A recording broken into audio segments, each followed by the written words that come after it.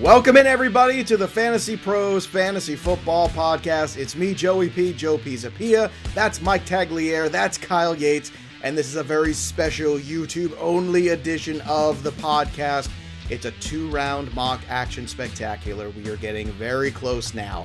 I know we've been saying that for a while, but this is the truth. We are in the week now, hours, minutes away from the NFL Draft, which we are going to be streaming live here on our YouTube channel.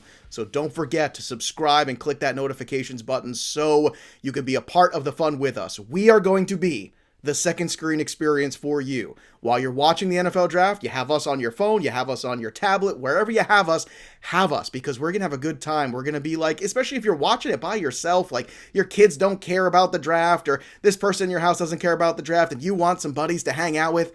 We're the friends. We're the friends who come over. We're probably going to drink your beer and eat your snacks, but still, we're the best friends you could have for the NFL Draft because we're going to break it all down fantasy style. So go to our YouTube channel if you haven't already and subscribe to Fantasy Pros over on YouTube. Click that notifications button so you know exactly when the show starts, and it's going to be a show. And today, we're also going to break down for you the next 2 rounds of the NFL Draft, number 1 and 2. We've already got some controversy going on here. Yates, I know you are at the 3 pick right now today, and you don't know what you're going to do because there's been a lot of noise from both camps. I know what's in your heart, Yates, but the problem is what's in your head and what your heart says are 2 different things, and they're kind of conflicting right now. Yeah, I'm praying that we get like a notification, some more insider buzz in the next 5 minutes before I have to make that pick because I have no idea what I'm going to do. And Tags, don't you think that really this 3rd pick overall is where the draft kind of goes, right? It kind of hinges at least so much of the offensive players, what's going to trickle down effect. And it just feels like the 49ers have moved up heaven and earth to get to this spot, right? They're really up there now at the top to get that franchise future quarterback.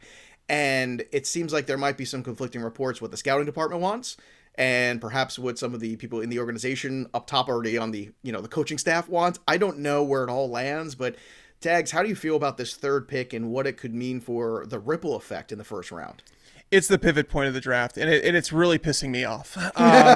Much more than it rightfully should, to be honest. I'm literally sitting here thinking about it, and like I'm dreaming about it now. I woke up at 3:30 this morning because I continually think about this stuff, and it means more to me than it probably should. But fortunately for you guys listening, it keeps us up at night. So when you think about this, you think about if Mac Jones doesn't go to the 49ers at 3, he's going to fall in the draft, and he's most likely going to fall towards the number 10 pick if somebody trades up, or he's going to fall down to the Patriots, Washington, whatever. Someone will likely trade a couple picks to get up to ensure they get him, but he's going to fall. And this is where the problem lies with me, okay? The 49ers, back when they made this trade, the Miami Dolphins and the Philadelphia Eagles had not made their trade. Okay, this trade was worked out. So therefore, if they really, really, really wanted Mac Jones, who was projected to go in the teens, trading up to number 6 should have been more than enough to get him. So the Eagles were willing to trade out of 6. And if you're the 49ers, you obviously would be calling all these teams if you knew the range you needed to get into. To move all the way up to 3 and to trade 3 first-round picks for him. This has got to be a game changer. And like, honestly, we were talking about this before the show. This is a little bit behind the curtain. Is when I said it pissed me off because I really, it's to the point where we want to be accurate for you guys. We want you guys to listen in and say, hey, these guys know what they're talking about. They pay attention to all these reports. They do all this. And all these insiders are reporting that it's Mac Jones. But in reality, it makes absolutely 0 sense. Like 0 sense. And to be fair, this is not about what we would do as GMs because we wouldn't trade up to number 3 to take Mac Jones, but it's whoever in the 49ers, people are talking about, oh, they're still deciding. No, they're not. When they made that trade, they knew who they wanted. They knew who was going to go number 1, and they likely knew who was going to go number 2 because obviously they have ties to the new coaching staff in New York. So they probably knew who was going to go there all along. It really wouldn't shock me if it's any of these 3 quarterbacks, but honestly, I would be the most shocked if it is actually Mac Jones. All right. Well, here's the thing to keep in mind, and I think we should remember this, which is every year there's a big general consensus. There's a lot of talking heads. There's a lot of people that say, this is a lock, this is a lock. And then every year something goes awry. And every year something sort of changes the dynamic of the draft, changes the complexion of the picks that get taken. So my advice to everybody who's watching and my advice to you guys who are doing the picking, because I just get to sit back and, play moderator here on this, which is great because I always end up looking good here no matter what happens. But my advice to you guys is to pick what's in your heart.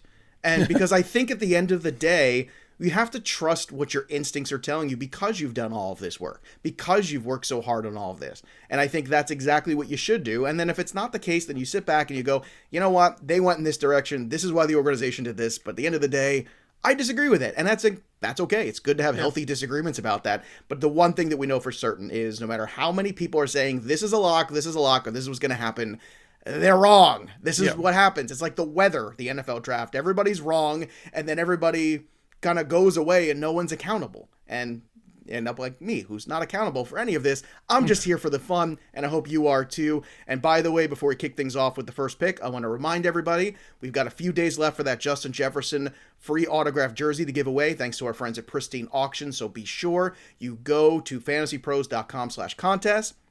All you have to do is go to Apple Podcasts or CastBox, drop a review of the show, screenshot it, go to fantasypros.com/contest, upload that screenshot, fill out a form, and bada boom, bada bing, just like that, you are entered to win a Justin Jefferson autographed jersey, thanks to our friends at pristineauction.com. So go ahead and get that. And look, again, you're watching anyway. You might as well try to win some free stuff courtesy of us. Let's start the draft. Let's start the clock. We are up now with the number 1 overall pick. Yates, I think we've locked this one in. So Trevor Lawrence is good at football. Best prospect since Peyton Manning. Very simple, correct? You said there's no locks in the NFL draft. You're You're incorrect. This is the lock. At minus 10,000 odds, I think we can safely say that Trevor Lawrence is going to be the number 1 overall pick. Let's just move on. I have a question, and I thought of this morning, and I wanted to save it for the podcast. I'm going to give you an over-under. 2.5 years of Urban Meyer as coach of the Jaguars, Yates. Ooh. Yeah, buddy. I think I will take the over. Okay.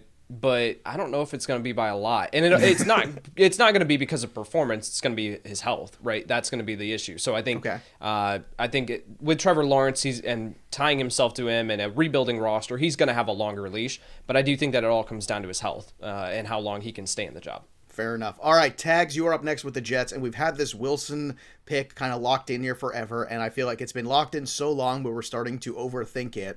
Are we overthinking it? Are we underthinking it? Should Wilson just be this lock at 2? I mean, we kind of have to put it in that way. There's been no disputing those reports that's coming out about Zach Wilson. Now, would it surprise me if on draft night that we see Justin Fields' name called number 2 overall? No, it wouldn't shock me at all. It really wouldn't. But as of right now, I think we're expecting Zach Wilson, so we're just going to stick with Zach Wilson, quarterback out of BYU, and kind of move on. Because it's fun and because it's really fantasy related, let's play What If for just 30 seconds. What if it's Fields? In your mind, what becomes the ripple effect of that? I mean, I like Fields more as a quarterback. I feel like he's more of I feel like I can project Fields more. He's got some growing to do, of course. But I feel like Zach Wilson is more of like a boomer bust quarterback. And I feel like he's someone that comes with a little bit more risk than even Trey Lance. I mean, Trey Lance, he flashed some major upside. Zach Wilson will never have the ceiling that Trey Lance does, with his size and the mobility that he has at his size. Zach Wilson has mobility to his game, but he's not a hard guy to tackle. You know what I mean? He's more of a slippery guy he'll probably rush for 300 yards a year, something like that. But when you start working towards Trey Lance, you're talking about a guy that could potentially rush for 600 plus yards and has a big arm to match that. Now, the accuracy is a question mark, I think, for both quarterbacks. Zach Wilson was accurate at BYU, but competition was obviously not great. Right. I saw him bailed out. When I watched Zach Wilson play, I don't think he's a deadly accurate quarterback. I don't think that at all. I think Justin Fields has tremendous accuracy, but his mental processing in terms of what he sees in the field and what he misses, that's the area where he's going to grow. So, does it change a whole lot? I think Fields is probably going to be the better fantasy player. He might throw a few more interceptions, but I do believe he'll be the better fantasy player. And I would bump up the stock of the Jets players a little bit more just because I project him a little bit easier than I do Zach Wilson. Yates, if indeed Fields went 2, does that mean San Francisco takes Wilson, or does Wilson all of a sudden drop because that's not who they were evaluating? I mean, look, I know they're evaluating him anyway, but to a certain extent, maybe unprepared is a better way to put it to make that selection. I've tried to also buy you some more time to think about your third pick because I know how much you're frustrated. This is a draft day scenario, isn't it? That's that's why you know what we've kind of in the last few shows here we've glossed over the first few picks because it seems like Right. But let's take a moment here and then we'll go through the rest of these because I think if indeed there is a little hiccup here, this could be where things all of a sudden get thrown into a big bit of chaos. So let's say if indeed Fields did go to. Right now, the pick is in, Wilson to the Jets. But let's say it's not. Let's say it's Fields, then what does that mean for the 49ers and then subsequently for Atlanta and maybe a few other teams in here? Yeah, absolutely. I think that at that point, Wilson would be the pick for San Francisco because of how highly he is viewed within league circles. I have the same concerns that Tags does about Wilson. There's one of the things that is constantly thrown about Wilson is that he thrives off of structure, right? Outside of structure, and he's so good on the move, and he can create, in which he really can. You watch his tape at BYU, and he is just constantly moving outside of the pocket and extending plays and connecting with Dax Milne, his top receiving target there at BYU. One of my concerns is, are you able to play within the structure? There are too many times where I see him constantly and consistently bailing out of the pocket well before he needs to, and he's constantly looking to create on his own. What happens when you try to do that in the NFL, where the defenders are bigger, faster, stronger than the ones that you played in at BYU and Coastal Carolina and the teams that they played in 2020? So I think that's the concern, but when you pair Wilson, his arm talent, how natural it is, you pair that up with Kyle Shanahan, I think that is a dream come true situation for them at 3. So do I think it happens? No, I really don't think that there's maybe a 5% chance that Wilson doesn't go number 2 overall at this point. But it really does then shake up the entire rest of the draft. Right. Atlanta, you have a guy like Trey Lance sitting there at 4 who how do you might pass still on be that? there. Like, I mean, I don't know. If you're Atlanta, I don't know if you can pass on that. Maybe, but the quarterback situation is really, really interesting there, where part of the appeal of taking a quarterback, and we'll talk about it when we get to Atlanta's pick, part of the appeal of taking a quarterback is that you have them on your rookie deal, and then you build the team around him. Well, if you invest because Matt Ryan's contract is pushed back for the next 2 or 3 seasons years, to the point where it's really difficult to get out of. Well, then Trey Lance isn't seeing the field for 2 years, and you don't have the cap space then to be able to surround him and build around him. So if you're making that selection, you're saying that we're foregoing the appeal of a quarterback on a rookie contract, and we're just saying we're planning this for the next 15 years. That I can get the appeal there, but with Atlanta, with Arthur Smith coming over, I think that they'd be better suited to trade down or to look at investing in some other needs there. I think it's fascinating too because if a team drafts Trey Lance and doesn't play him right away, then that's almost 2 full seasons of him not on a football field. And I think that's something else that no one has. I hadn't heard anybody talk about that, and I think that's detrimental to his development. I really do. I think that would be a bad idea. I think whoever does draft him should have the intention of starting him at some point in time this season or giving him some sort of look, because I don't think you want a kid for 2 years not on a playing field playing quarterback. That's just, for me, especially at that age. So that being said, Yates, you're on the clock for 3. Lawrence Wilson off the board. San Francisco's on the clock. Absolutely. Mac Jones is certainly in consideration here. He's absolutely still the betting favorite here, but we've talked about it to the point where, man, this makes 0 sense. Where if you are comfortable, if you're Kyle Shanahan and you're comfortable winning, which is a quote that Peter Schrager from NFL Network has come out with saying, he's comfortable winning with CJ Beathard and Nick Mullins.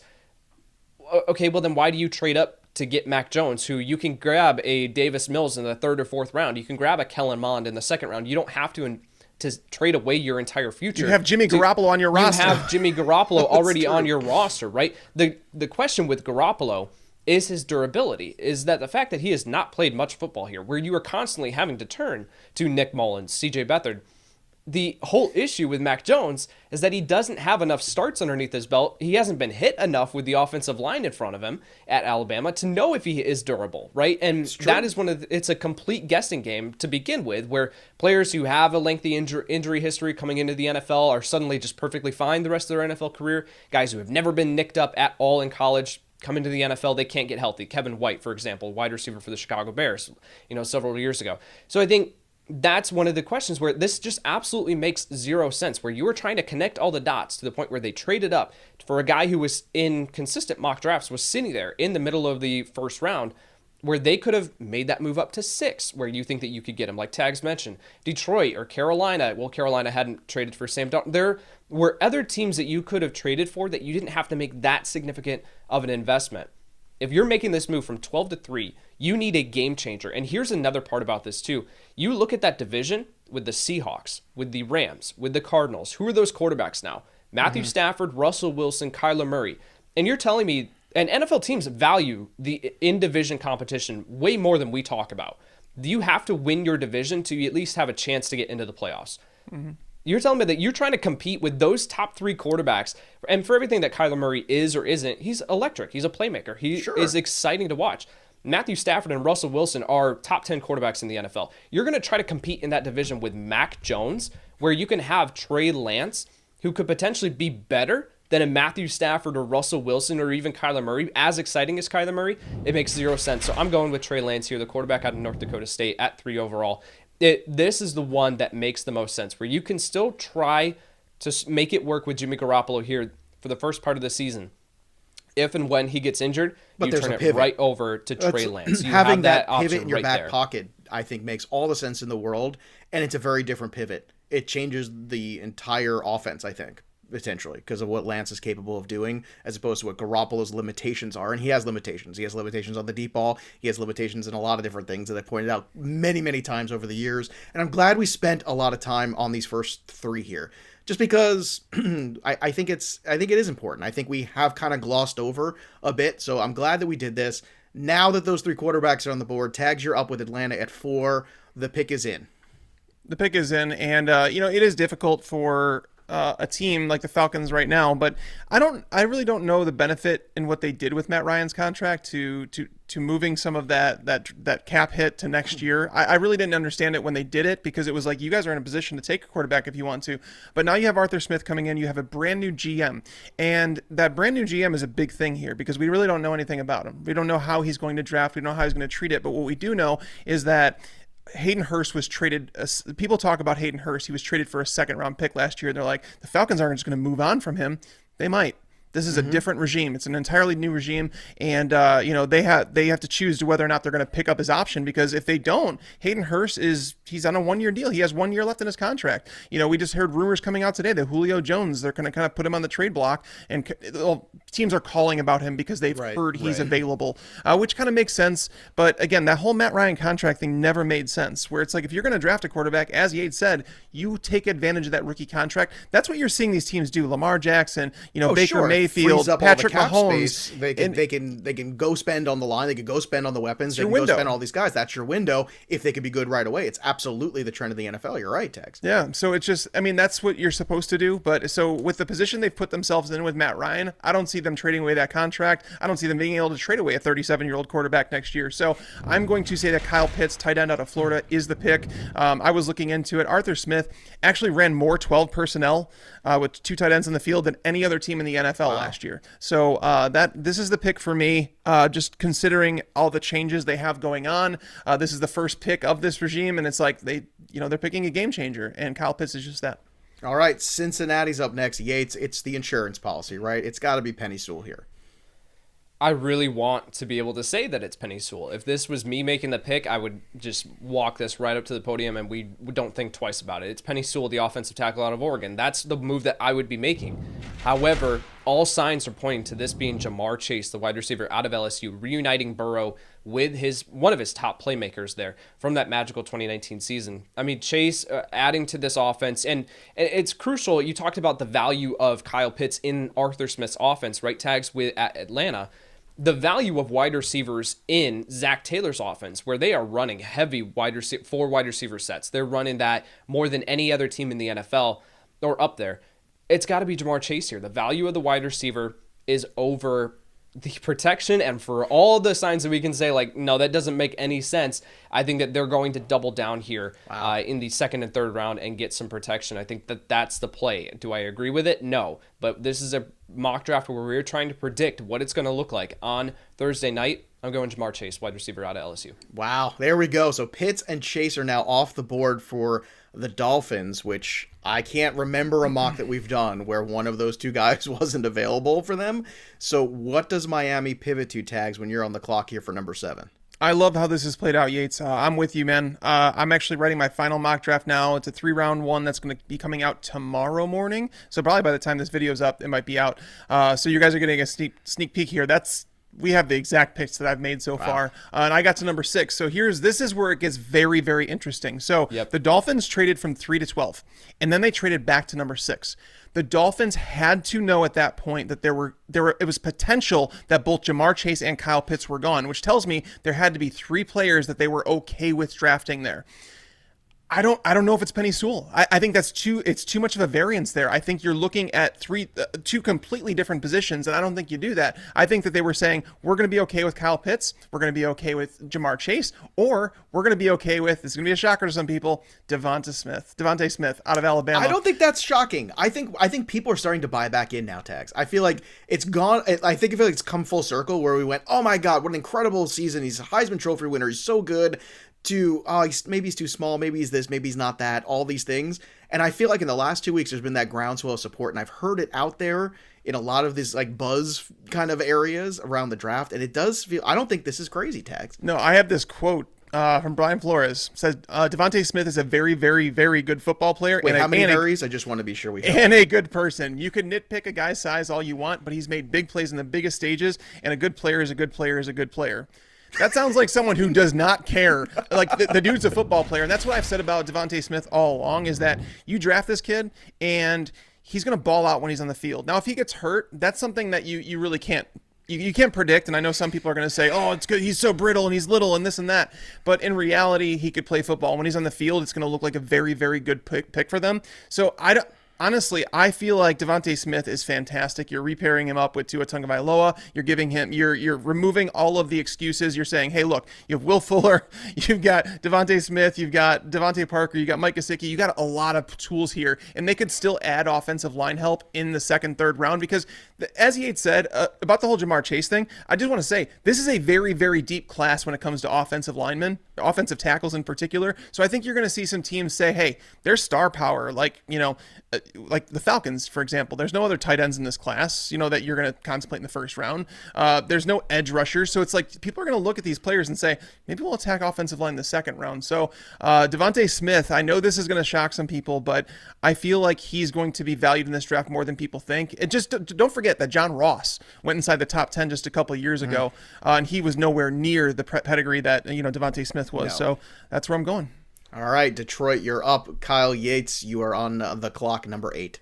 Yeah, with Detroit, you're looking at wide receiver as the main top need here. Brashad Perryman, Tyrell Williams, and Quintez Cephas are your guys that you're heading into 2021. With Jared Goff, it ain't going to work. However, the wide receiver depth here in this class, I think can allow Detroit, who's heading into a multi-year rebuild, to push that need down the board here. You can hit that in the second, third round, maybe even the fourth round, and you can either double dip there. So I will go with the offensive tackle. I'll go with Penny Sewell here. Okay. I think that for Detroit, the offensive tackle, one, it is a need at right tackle, but yet at the same time, this is about adding best player available strategy, where as you're heading into a multi-year rebuild, you want to add the top tier players. You want to add the guys who can be staples on your offensive line for the next decade. You don't want to be reaching for players and positions of need, because you're not going to be competing in this division, in this league at all in 2021.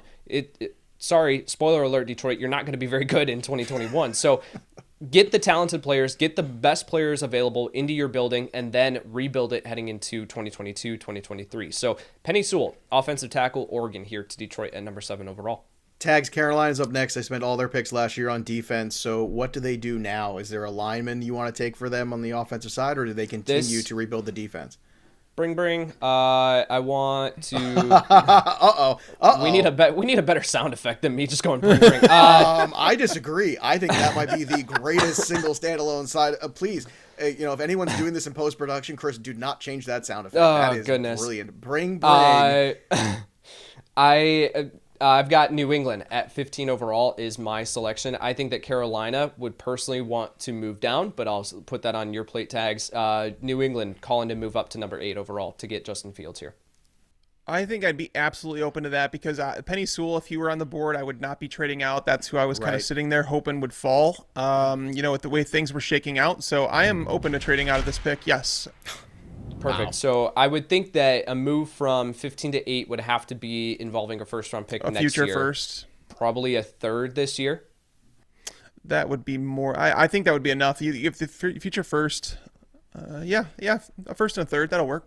Okay, perfect. So then let's make that move. So then I will be on the clock there with New England at number 8 overall. And yeah, let's lock this in. This is Justin Fields. For everything that Cam Newton brings you and how New England has just kind of fallen in love with that skill set. Bill Belichick has talked about having that more mobile quarterback and how valuable that is. Cam Newton at this point of his career, Justin Fields brings you that, everything that Newton does, but he brings you a better arm at this point of his career. Mm-hmm. So Fields, it's really a question as to where he's going to fall. We talked about him at the top. I don't think he should fall this far. I think he should be in consideration for a top 4 pick. But here at number 8, New England makes that aggressive move to come up and get their quarterback of the future. I love this for the Patriots. I mean, and it makes sense for Carolina too. If the draft does indeed go this way, I was with you, Tags. I think if Sewell's there, you lock that in and you protect the assets you've got. Especially you want to, you look at McCaffrey coming back from an injury. You're looking at a new quarterback here in the system. Sewell's a great pick there, but if he's not on the board and he falls to you, then you do trade out. And this makes a ton of sense for New England as well. Yates, you're still on the clock here for Denver now at 10. Yeah, Denver at 9. I think I will. So here's the question is, do we believe that Mac Jones is going to go in the top 10? Where we talk about, if he doesn't go number... I'm sorry, I said 10 there. You're good. If he goes at number 3 overall, or if he doesn't go at number 3 overall, does he still stay within the top 10? Personally, I don't think that to be the case. But if you're looking at a situation where Jones can step in and be successful, I think it is Denver. You look at the playmakers that he's got around him. The offensive line isn't bad. And the defense there, it lines up with the philosophy where if you want to be able to win with good defense there with Vic Fangio as the head coach, run the football, you've got some solid running backs there, and then just allow Mac Jones to get the ball out and facilitate, take care of the football. That's what he does. I think that number 9 overall makes some sense here. Now, do I personally think that Mac Jones should go here or that he will? No, I don't. I think that he should fall farther than this, maybe to Washington or Chicago at 19 or 20. But if I'm trying to line up with what the NFL is telling us, I think that he's going to go top 10, and the situation that makes the most sense is Denver here at 9 overall. So let's go Mac Jones, quarterback out of Alabama here to Denver. Now, typically here at 10 with Dallas, Tags, we've been locking in Surtain. That seems to be like the running bit here. Is this just that lock where it's just the right player with the need for the team? This is. I mean, some people are going to try and drum up Rashawn Slater to go here to them, but honestly, the defense, they can't ignore it. They have enough offensive firepower. There's been talk about the Cowboys potentially trading up to try and get Kyle Pitts. I think that's just stupid. Not only do they not need him, they really just don't need him. They have enough offensive firepower, but the cost that it would take to get up to the number 4 pick to get him, to ensure you get him, it's just going to be way too much to do. The Cowboys have a lot of problems on defense. We know that. So pairing up Surtain with his former teammate Trayvon Diggs would give them at least a solid duo in a division, that's going to start having more and more pass catchers. All right, there you have it. So the Giants are up next year. Yates, you're on the clock with pick 11. So I don't understand this where you look at the roster and the most glaring need is absolutely edge. And there are Giants fans who are, when I make a mock draft, they're like, we're not going edge in the first round. There's no way. Like, what? So I think Jalen Phillips is absolutely in consideration here, but it's all going to come down to his injury history and the question marks and what do teams actually find out. And again, I've mentioned this several times, like we're not going to know that information unless it leaks in the media. So we could see Jalen Phillips fall a little bit comparative to where he should be going. I think that he's in consideration for the best defensive player in this draft. I really, really like Jalen Phillips.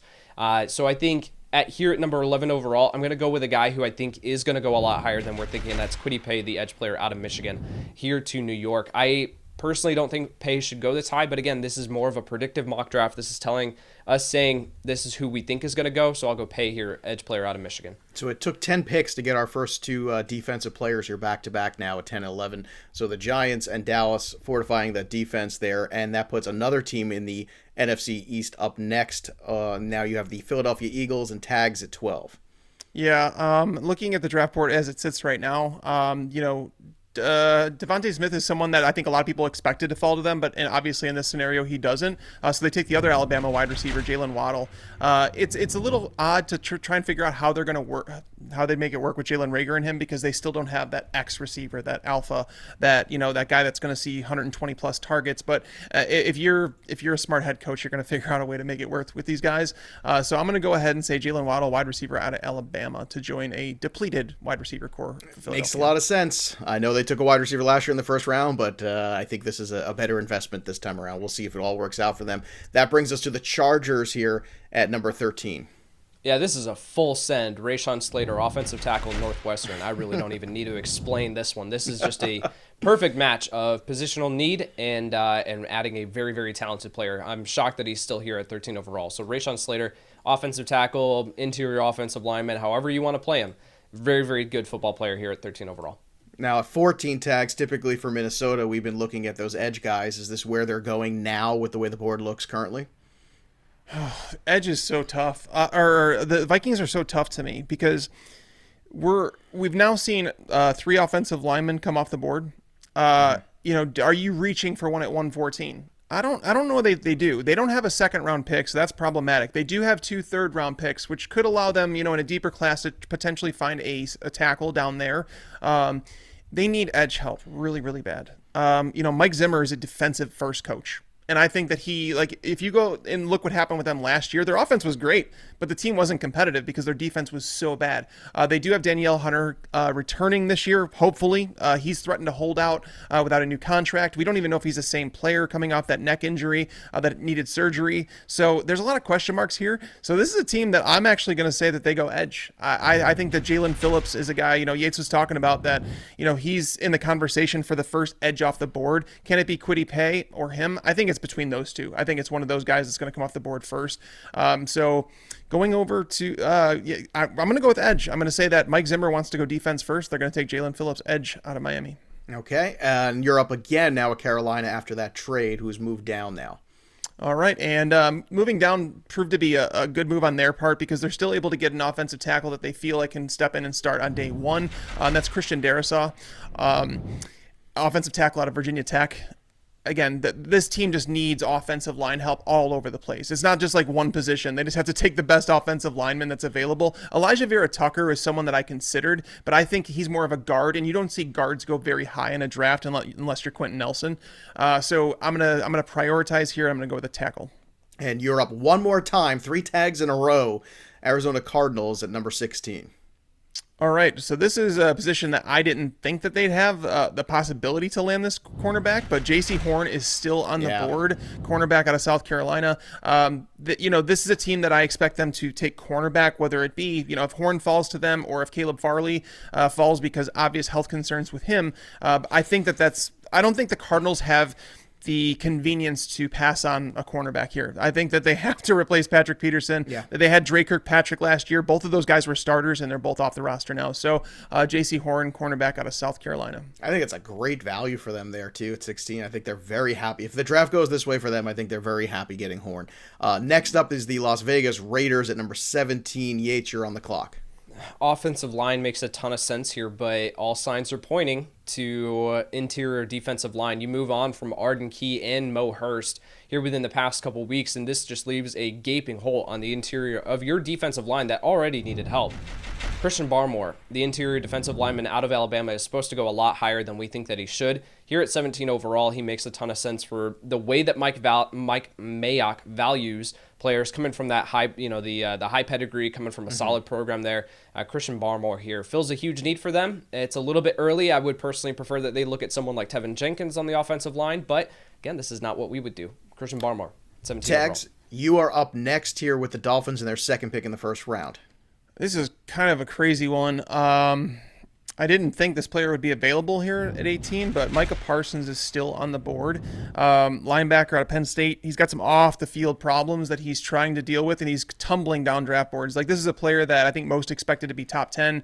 He's falling. I think the Raiders are the team to watch with him because they could obviously use someone like him.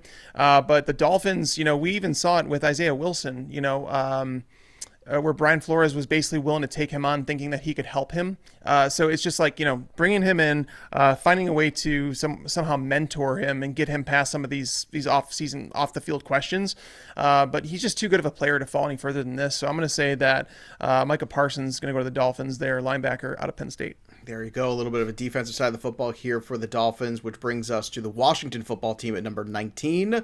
Obviously, defense, not so much their problem. So do they go BPA here, Yates? What do you think they should do?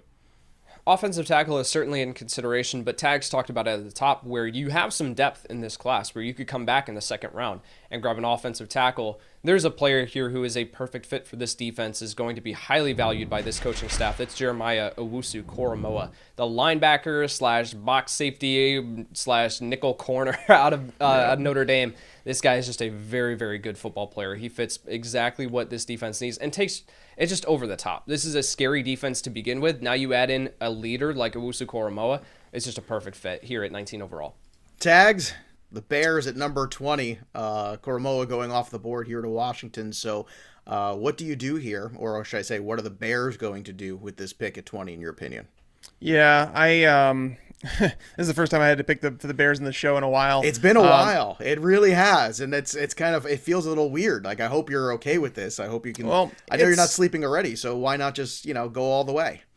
It's tough because obviously the Bears are in a position where, if they need cornerback help after cutting Kyle Fuller, they need a cornerback. They really don't have a second starting cornerback. Jalen Johnson played pretty well in his rookie season. Wasn't elite, but he played pretty well for a rookie. So they expect him to take a step forward. They do need a cornerback.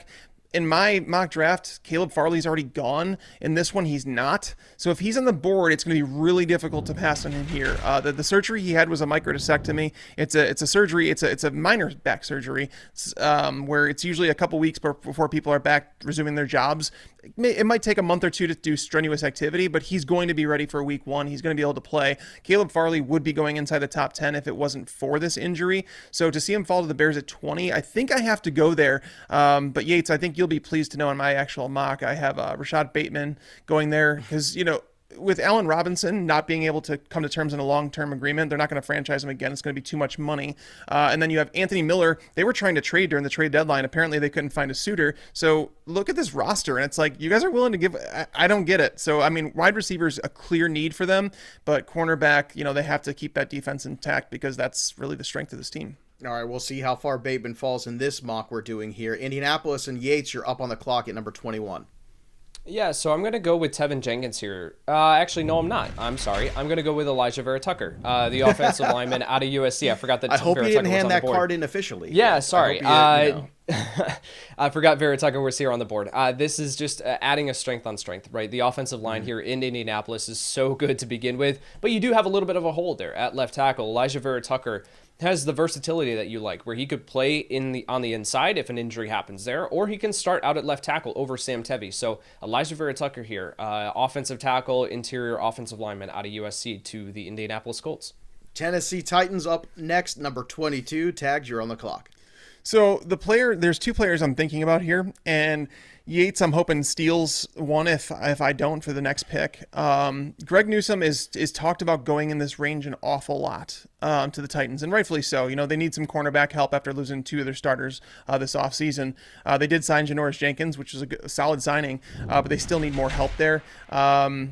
Elijah Moore is the other one, though. And Elijah Moore is someone that we've heard buzz about going in the first round, after his pro day. And Yates and I are on the same page here in terms of the player and what he is and what he was on tape. And, there's people talking about he's going to be a better pro than he was in college and this and that.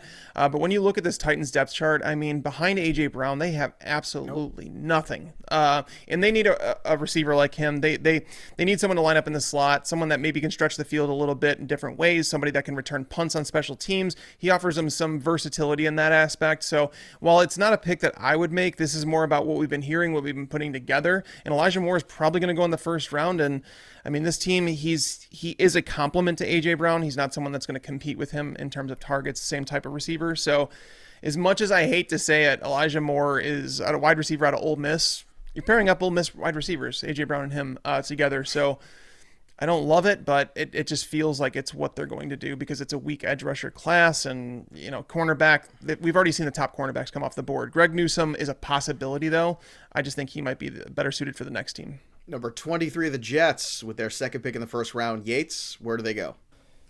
So corner definitely is in consideration here. You do have Greg Newsome still on the board. Edge is also in consideration, but you do have pick number 33 overall that you can come back, or 34, that you can come back and grab a edge player there.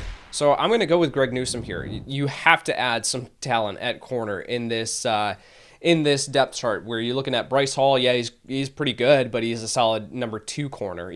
Tags and I were really big fans of him coming out last year. You got to do something. So Greg Newsome here just makes a ton of sense, and it fills a huge need. And I think that you can just kind of go right down the list here with their plethora of draft picks and just kind of tick off some major needs. So Greg Newsome, if he's still here on the board, I think makes a ton of sense for New York at 23 overall. The Pittsburgh Steelers coming off a very disappointing end to their season. Tags, what do they need to do here at 24 to get back on track? This is going to be highly debated because the Steelers have some clear-cut needs in the roster. They could build the offensive line because they've lost some pieces on it. They could use a cornerback. They could use an edge rusher. But the one thing that we've been hearing nonstop is that the Steelers are going to draft a running back in either the first or the second round. This is a very top-heavy running back class. And the reason I'm going to go with Najee Harris with this pick is because the Steelers don't pick towards the end of second round. There is absolutely zero guarantee that you would get Travis Etienne or Javonte Williams at the end of the second round. So you kind of have to take your shot here and then rely on the depth that there is on the offensive line or cornerback for that matter, because we're outside the elite tier of cornerbacks where there's a bunch of guys that are kind of bunched together.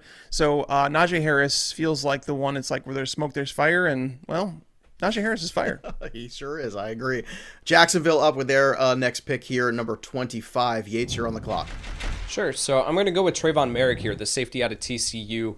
Jacksonville needs to add some speed on the back end. They're going to be looking to add speed everywhere with Urban Meyer as head coach. But then Merrick brings that, but he also brings some versatility where he can play single high. He can play down in the box. He can cover up man-to-man. So he just brings a ton to this defense that they don't have currently at their safety position. So Trayvon Merrick here is supposed to go in the first round. I think that Jacksonville is his most likely destination.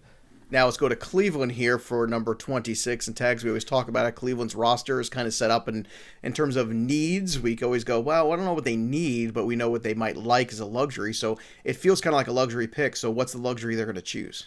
Well, Jadeveon Clowney signed with them, but it was just a one-year deal. Right. So it's basically a rent-a-player, and so why not take a player that comes with a massive ceiling at that position? And I know Yates is going to love this one. Gregory Rousseau, edge out of Miami. To add him to that mix with Myles Garrett and Jadeveon Clowney, it gives you depth at the position, and it allows him to learn from two guys that have been there, done that. Obviously, he's a guy that has a very small sample of elite production, only 1 year.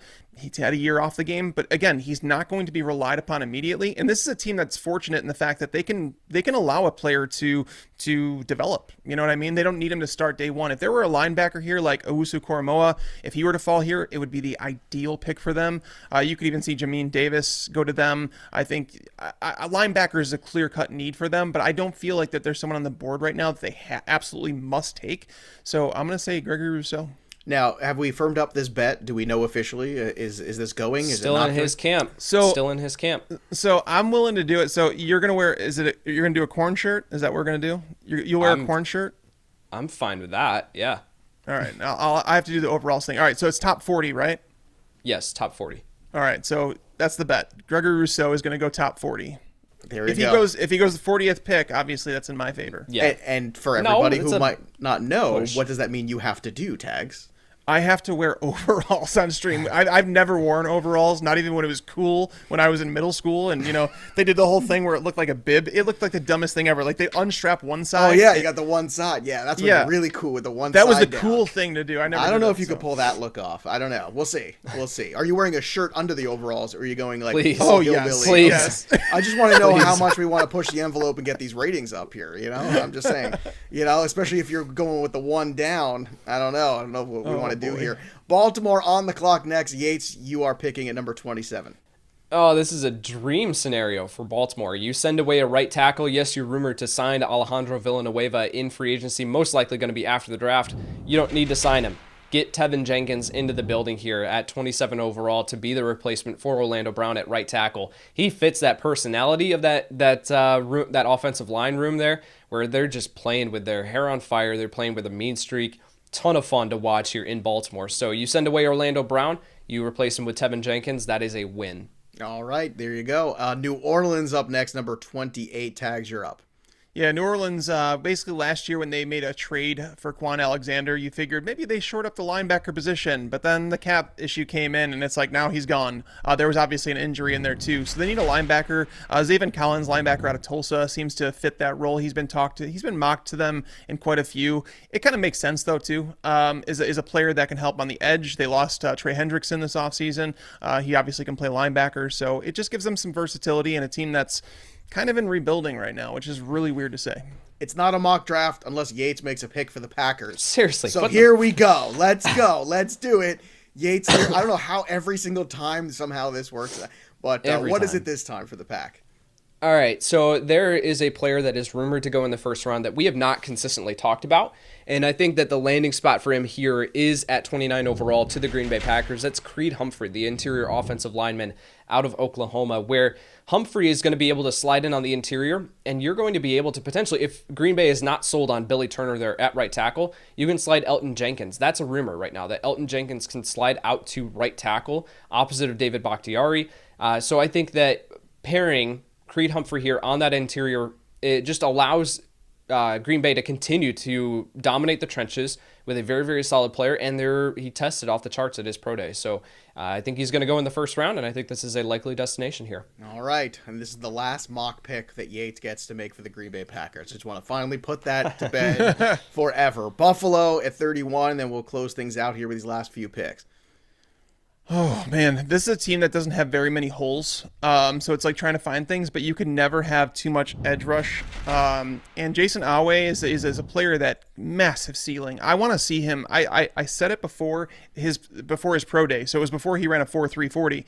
I said I wanted him to put on 15 pounds. He's still going to have plenty of speed to get to the edge. That he's a little undersized right now, but I would love for him to like literally put on some weight and sacrifice some of that speed because he needs a little bit more strength. But he's a developmental project that massive, tremendous upside. So giving him to Buffalo makes a lot of sense. All right, Yates, you're up with the next pick. Yeah, so it's Baltimore. Baltimore back here after the trade with Kansas City to send away Orlando Brown. So we got the offensive tackle. We got the replacement for Orlando Brown. Let's focus back in on the edge position there. Let's go Joe Tryon, the edge player out of Washington, who I'm a big fan, have as edge 2 in this class. And he fills a huge need here for Baltimore, where you're looking at Pernell McPhee and Tyus Bowser are your starters. You got to do something else opposite of those to infuse some more youth into there and think about the long-term options there. So Joe Tryon here, very, very talented player, should go off the board in the first round based on everything we're hearing. All right, Tags, let's close things out here on the first round with the reigning defending Super Bowl champ Bucs.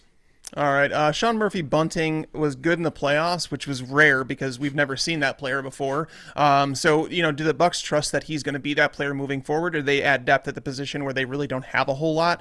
I say they add some depth here. They grab Asante Samuel Jr., the cornerback out of Florida State. He's obviously got cornerback in his blood, plays well, plays in the, I'd put him in the nickel right now. I think he could play on the perimeter. He's not like a shadow guy, but he's just a competent, solid all-around player.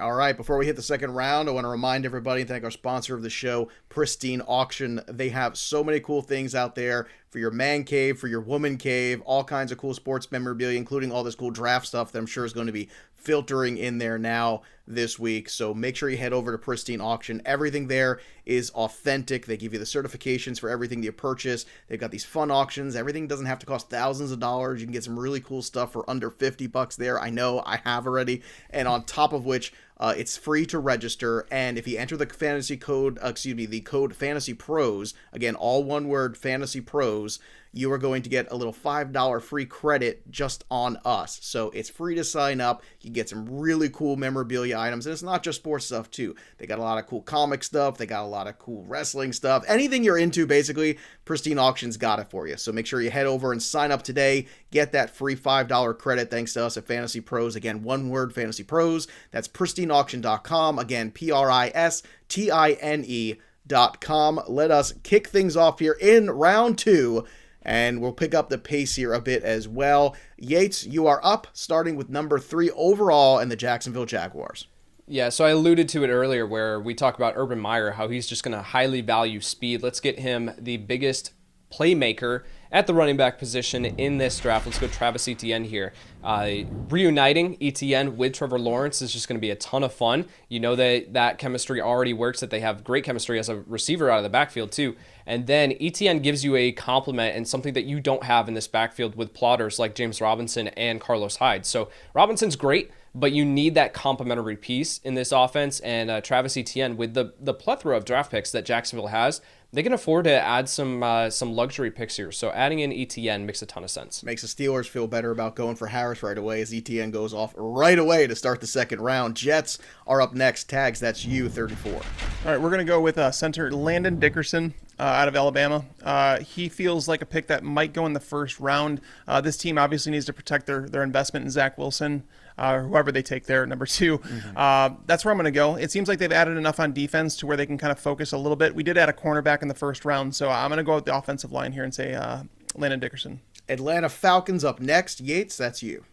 Sure, Falcons took Kyle Pitts there in the first round. Let's get him some edge help here in the second. Let's go Azeez Ojulari, the edge player out of Georgia, has tremendous speed and burst off the line there, and they need to do something to add to this edge room that they've got in Atlanta. So Azeez Ojulari here at 35 overall. Tags, you're up with the Dolphins at 36. That was a really good pick, and one that I was really hoping would last there. Let's see. I feel like this team can go in a lot of different directions. I'm trying to remember what I did. Well, they took the linebacker. Yep. I believe you took took right. Parsons That's there. right. He fell to them. That's right. He fell Smith. to them there. Let's go and continue to build the offensive line. Probably wise.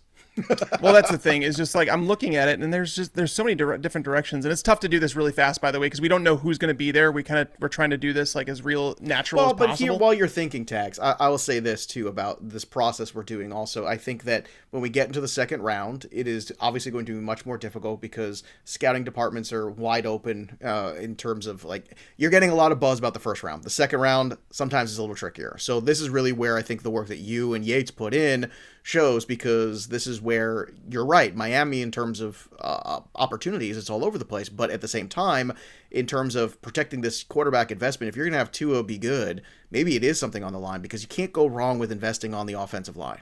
Yeah, and that's honestly, that's where I'm going to go. I'm going to go with Jalen Mayfield, tackle out of Michigan, guy that plays right tackle, and I think that's why he's been devalued in this draft process. But in reality, right tackle is Tua's blind side. So Jalen Mayfield, solid football player with an excellent, he has an excellent like physical mentality. Like, don't take a rep off, because that dude will throw you on the ground, and he will love doing it. So I think that would be a fantastic pick for them. Move Robert Hunt back into guard, because they invested in their offensive line last year. Isaiah Wilson, obviously, that was a terrible pick. Or not, well, they tried trading for him from Tennessee, and then they ultimately cut him. So they clearly felt like they could upgrade at the tackle position. So that's why I feel like Mayfield would make a lot of sense for him. All right, the Eagles are up next. Yates, they have their wide receiver already, so what do they do next? Oh, man.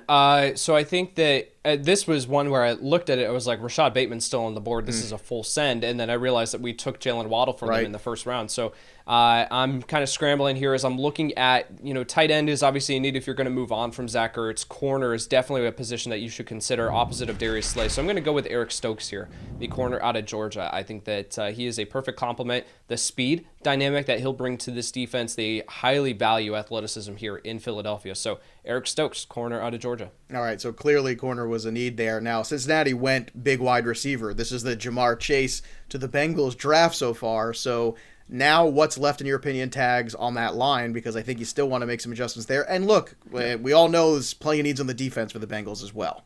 Yep, there is, but again, if you bypass that offensive line in that first round, you better attack it later in the draft, and like we have to do it now. Samuel Cosme is still on the board, offensive tackle out of Texas. I was about to say, if you do not take Cosme, yeah, no, I mean, I actually ultimately don't make him bring. He will bring all. By the way, I just changed my ringtone to Kyle saying, there we go. bring. Perfect. That's going to be my whole ringtone for the rest of the week now. I think Cosme is going to go in the first round, so to see him fall here, I think Cincinnati would be fortunate. Yeah, it's a great draft for them if that ends up happening. They get that Jamar Chase, big-time wide receiver, reunite him, and still get the lineman too. Boy, talk about having your cake. All right, Carolina's up next. Yates at 39. So the needs here for Carolina don't exactly line up with the board where you're looking at some corners. They've already got the offensive linemen after that trade down scenario with Christian Darrisaw there. Let's go best player available. They have a need at the wide receiver position. David Moore as your wide receiver 3 isn't going to cut it. If you can surround Sam Darnold now with DJ Moore, with Robbie Anderson, and Rashad Bateman, I feel like that is just a recipe for success. So let's go Bateman here at 39 overall to the Carolina Panthers. All right, Denver is up next, and we had Mac Jones going there in the first round. So in the second round, Tags, what do you have Denver doing? All right. They addressed cornerback in free agency, snagging Ronald Darby on a 3-year deal, Kyle Fuller on a 1-year deal. It feels like this team can win now. So I feel like they want an impact player in the draft. But looking at the linebacker situation, Jamin Davis is someone that we've heard constantly that he's going to go sooner. He's going to go sooner than you think. And now all of a sudden he's outside the first round. And a lot of people are expecting him to go in the first. So, for a team like Denver that, if at 9 they wanted Micah Parsons or traded back and then still took Parsons if he didn't have those off the field concerns, I think that would be a fantastic pick for a Vic Fangio offense or defense. So I'm going to say Jamin Davis out of Kentucky, linebacker. All right, so linebacker going to Denver. That puts Detroit on the board at 41, Yates. Sure. Well, Detroit, we talked about it with taking Penei Sewell, that they just have a ton of needs that they can go pretty much anywhere. So I think that looking at the wide receiver position is something that, I talked about that you could invest in here. Corner is another one that you could look at where if you're seeing the rate in which these wide receivers are coming off the board with guys like Terrace Marshall, Kadarius Toney, Rondale Moore, all these guys are still available and on the board for you. So I think that you could wait potentially even a little bit more. And Terrace Marshall gives you what Tyrell Williams and what Rashad Perryman does. So I don't know if you want to it would be a redundant pick. So I'm going to look at the corner position here, and I'm going to go with a guy who I do think goes a little bit higher than we've expected. That's Kelvin Joseph, the corner out of Kentucky. Let's go back-to-back Kentucky players here. Kelvin Joseph, the corner, gives you that, he might not be ready to contribute year 1, but year 2, he's going to be able to step in and provide a very, very solid corner duo opposite of with Jeff Okudah. So Kelvin Joseph here at 41 overall. That puts the Giants up next at 42. Tags, do they go for the line here? Yes, they're going to go offensive line here, and it's figuring out which one you want to do. Quinn Miners out of Wisconsin Whitewater. He's someone that played some tackle, but he projects as an interior offensive lineman and should be a very, very good one. And they need an offensive lineman to replace Kevin Zeitler, who they released this offseason. So that's where I'm going to go with this pick. All right, the 49ers are up next, also known as the home of Trey Lance, according to this mock. That's right. We planted the flag there earlier. Number 43 overall, where does San Francisco go, Yates? Edge player, interior offensive line, corner is another big need. I think that if Kelvin Joseph were still on the board, you could definitely pencil in there for San Francisco at 43 overall. There's a player who I do think goes a little bit higher than I personally do think that he should. I do not have a high grade on Alex Leatherwood, the offensive lineman out of Alabama, but he projects better at kicking inside to guard, and he does have that athleticism that is going to be highly valuable for this team as an outside zone primary running team. So I'm going to go with Alex Leatherwood here, kicking to the interior for San Francisco at 43 overall. Jacksonville is up next on the board here. Where are we going? Actually, I'm sorry, Dallas, up on the board next, 44. Tags, you are on the clock for the Dallas Cowboys. Yeah, Dallas, I think I have to stay on the defensive side of the ball. We're going to go on the interior of the defensive line, and we're going to...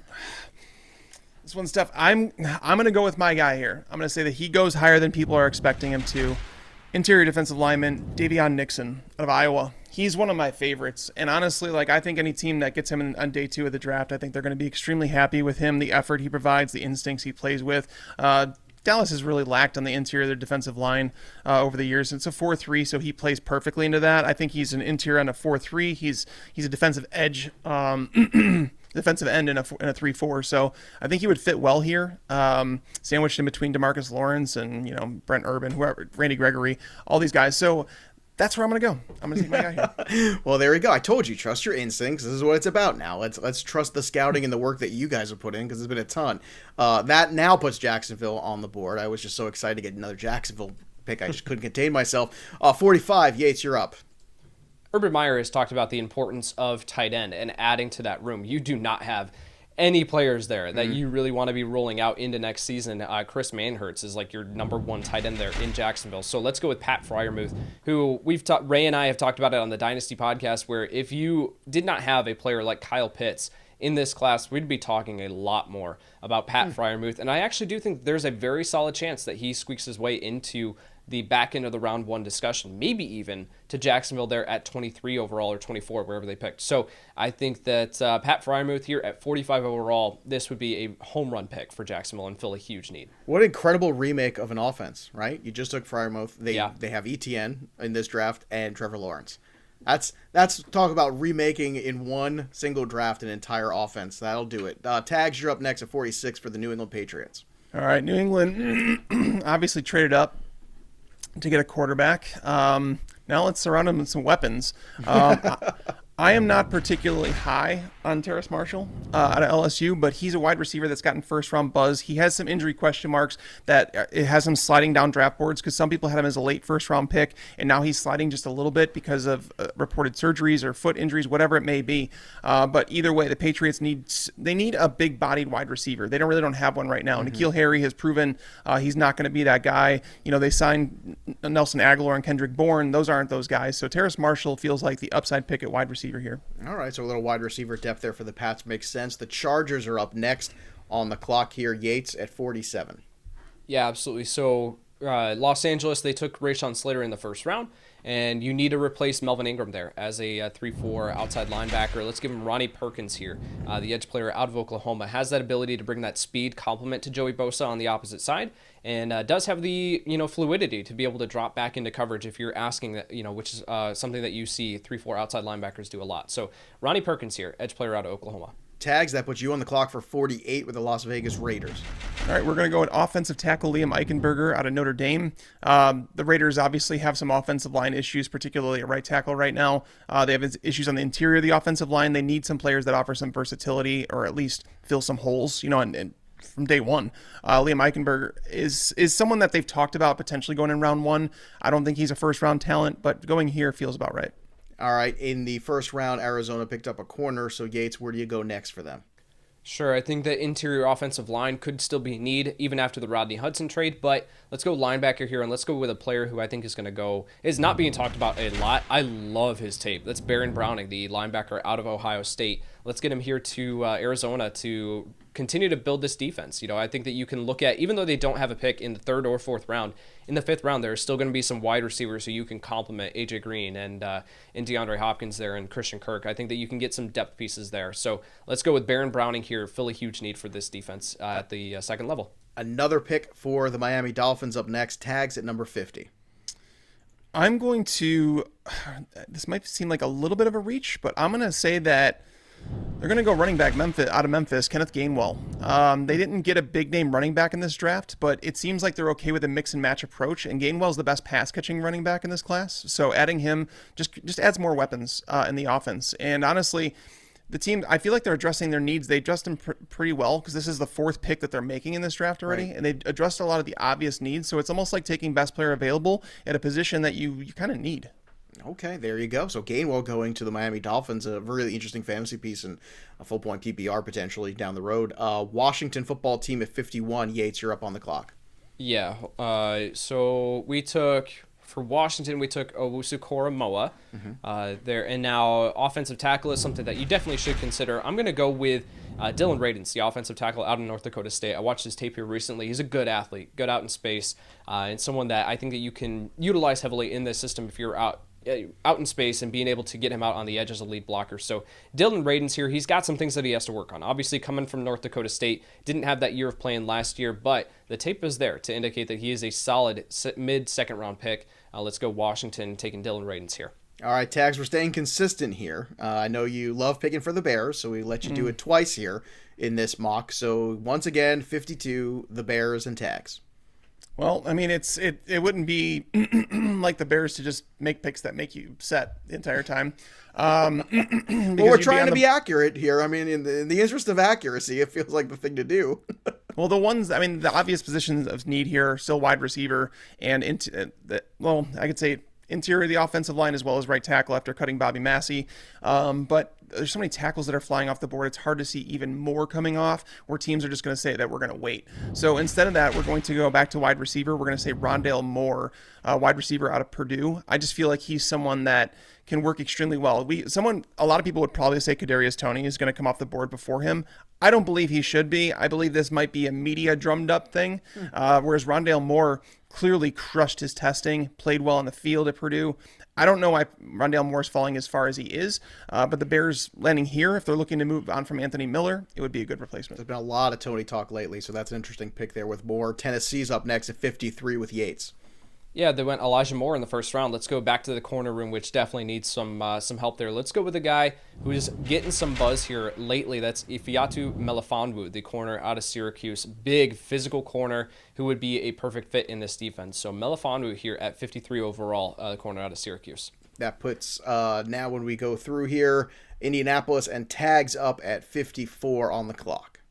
All right. So, I mean, the Colts, some people are saying that they're going to go edge rusher in the first round. I'm not saying that, but I obviously know it's a position of need for them. So there's a couple players that are on the board here that I would think they'd contemplate. Joseph Osai, edge out of Texas, or Carlos Basham, edge out of Wake Forest. I guess I'll go with the higher consensus player, Joseph Osai, edge out of Texas. I'm not particularly a fan, but I do know that they're going to be looking for edge rushers. There you have it, edge rusher over there to Indianapolis. Yates, you're up next for the Pittsburgh Steelers at 55. Yeah, they took that running back there in the first round. They got Najee Harris, now corner, offensive tackle, interior of the offensive line. These are all huge needs here. Let's go with the best offensive tackle who is still on the board. Let's go Brady Christensen, the offensive tackle out of BYU. Has a lot that he has to shore up and work on, but if he gets there, he's got the athleticism to be a solid left tackle of the future here for Pittsburgh. So let's invest in that offensive line. Let's get Najee Harris some help. Let's go with Brady Christensen. With Javonte Williams still on the board, do you think they regret the Najee Harris pick in the first? I don't know if you can regret grabbing a guy like Najee Harris. I don't think you can either. Tier gap there, right? Just kind of asking the question there a little bit. Yeah, and it's kind of the similar thing with Philadelphia there at 37 with Rashad Bateman still on the board and taking Jalen Waddle in the first round. The value game, if you wanted to play that, it's a solid exercise. But again, you just have no idea and no way of knowing who's still available. Javonte Williams still being on the board, especially with Kenneth Gainwell going before him, is pretty shocking though. Yeah, well, I was going to say the fact that he's still around is kind of unbelievable at this point because we're all the way up to number 57 in tags. That puts the Seattle Seahawks with their first pick in the draft. All right, so we know Russ wants protection. Do they give it to him? I don't know. I don't. I mean, Seattle's probably going to trade back because they need to acquire some more picks. But right now, they also need edge help. Aldon Smith was someone they signed, hoping that he would be one of those guys that would step in to do that. And unfortunately, he's in trouble with the law again, so they can't rely on him. So let's go to the edge. Let's say Carlos Basham, edge out of Wake Forest. Okay, so the edge rusher there out of Wake Forest going to Seattle. That puts the Rams and Yates up on the clock at number 57. With the Los Angeles Rams, offensive line is going to be a key point here that they need to focus in on. Now it's going to be a question of, do they actually go for their needs or do they draft another running back or another wide receiver like they did last year in the second round? That's up for debate, but I'm going to go with Wyatt Davis here, the interior offensive lineman out of Ohio State. I do have some other guys ranked above him in this class, in this interior offensive line class, but he's still a very, very solid player. It just goes to show how good this class is as a whole. So Wyatt Davis here, offensive lineman out of Ohio State. So the Chiefs are up here for tags. Let's reset this. This is after that trade that they just made. So now at 58, we got Kansas City on the board. We do, and they're a team that doesn't have Sammy Watkins anymore. Now I'm all jumbled up. This is a pick that.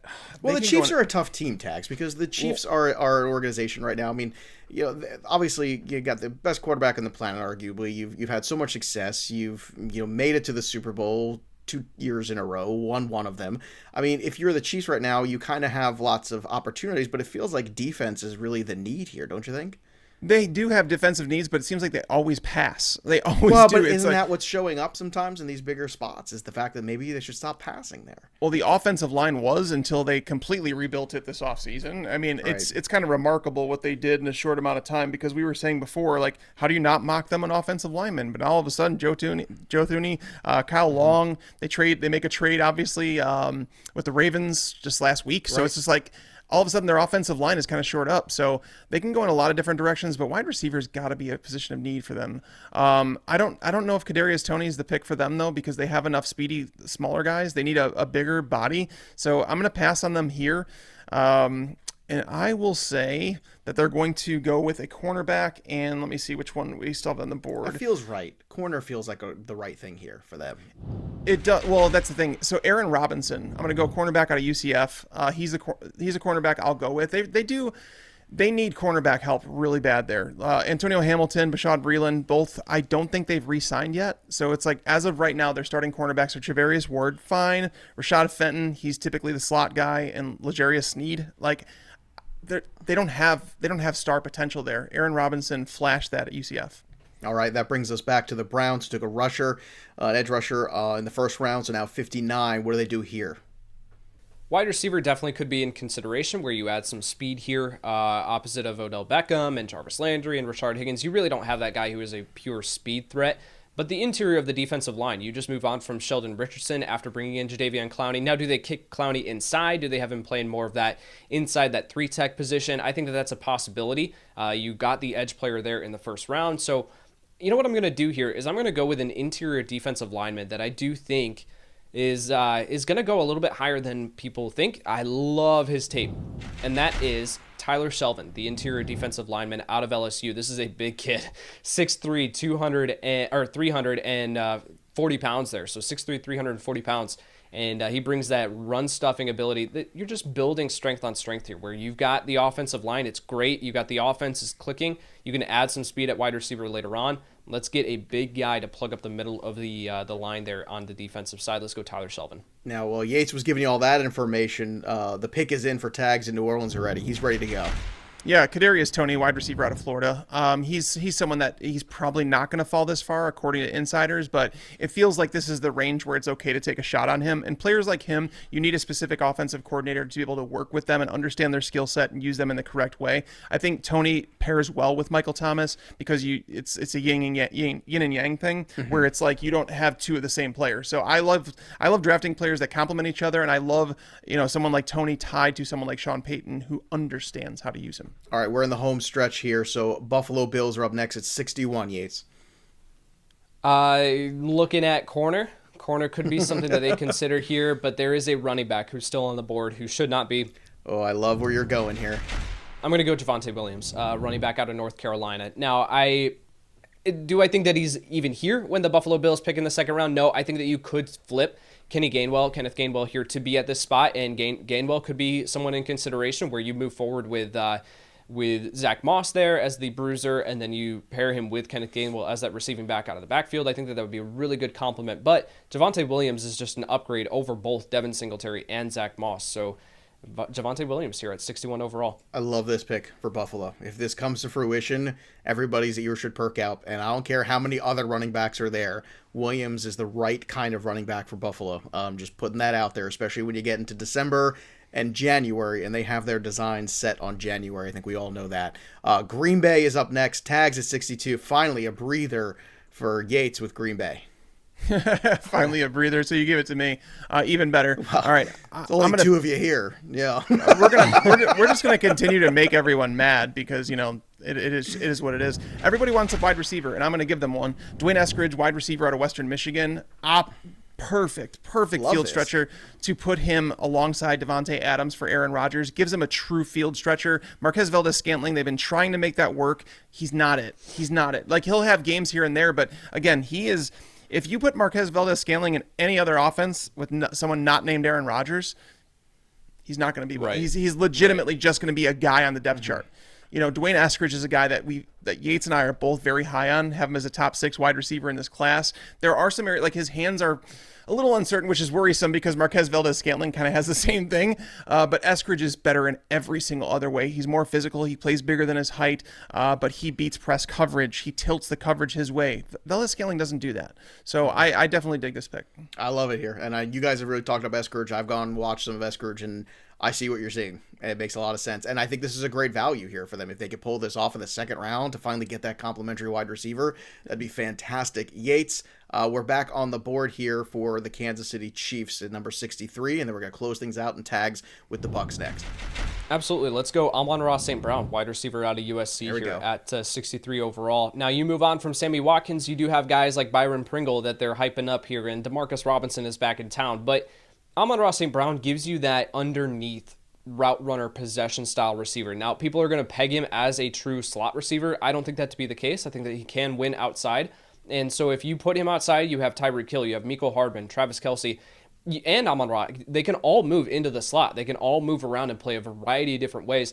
De'Ami Brown is a player that I would consider. I do think that he's going to go in the top 64 picks, but it's the role here that he'll play in this offense is kind of redundant with what you have with Tyreek Hill and Mecole Hardman. So I think Amon-Ra St. Brown is a perfect complement to those two.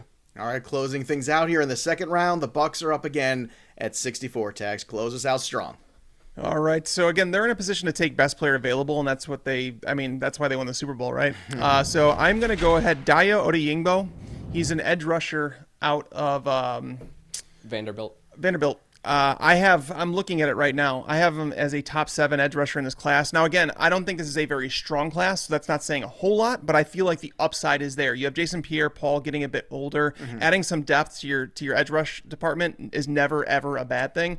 And what I saw from him is like a guy that, you're not supposed to move the way that he does at the size that he is. Now, again, there's definitely some projecting to do and working him through there, but if there's any team that can do it and kind of work him into play, it's Tampa Bay.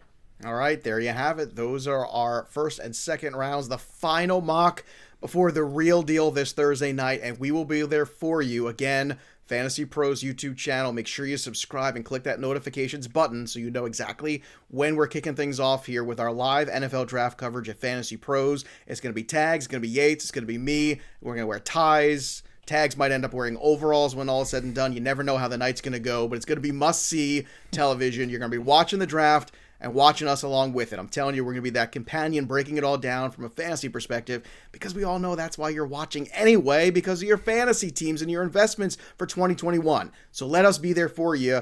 Let us be that second screen experience at Fantasy Pros. Again, go to the YouTube channel, subscribe, and click that notifications button so you can be along with us for the ride. It's going to be a fun couple hours with the three of us breaking down the draft live. And don't forget to, just a few days left for that Justin Jefferson autographed jersey. Go in there to fantasypros.com/contest. Get involved. All you got to do is a screenshot of a review. You go and upload it thanks to our friends at Pristine Auction, and sign up for Pristine Auction today so you can get a $5 free credit on us with the code FantasyPros. Again, all one word at registration. It's free. Fantasy Pros at pristineauction.com. PRISTINE.com. That'll do it. No more mocking for us. It's only real drafting from here. That's right. Enough with the talk. I want to walk the walk Thursday night with all of you. So join us. We'll be there. That'll do it for us, but the story of the game goes on. For Tags and Yates, I'm Joey P. We'll see you Thursday, kids. Thanks for tuning in to the Fantasy Pros YouTube channel. Don't forget to check out our featured videos. And while you're at it, make sure to follow us on Instagram, Facebook, and Twitter at Fantasy Pros, so you can get the latest news and updates to give you the edge you need in your fantasy league.